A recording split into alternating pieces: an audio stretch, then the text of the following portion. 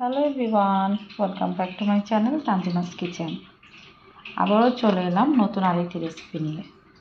আজকে আমি করে দেখাবো মজাদার একটি ফ্রুট কাস্টার্ড বা ফ্রুট চাট। তার জন্য এখানে আমি নিয়েছি পরিমাণ মতো আপেল, ডালিম, আরও নিয়েছি পরিমাণ মতো আঙ্গুর।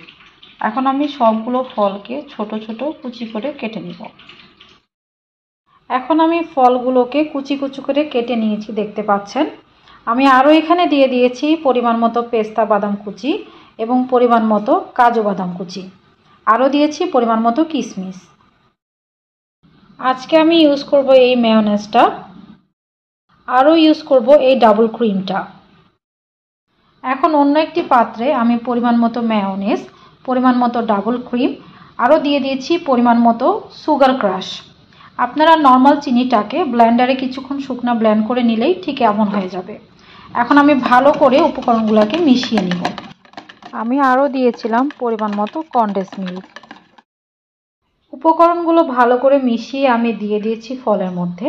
এখন আমি উপর থেকে দিয়ে দিব ড্রাই কোকোনাট, তারপর ভালো করে মিশিয়ে নিব।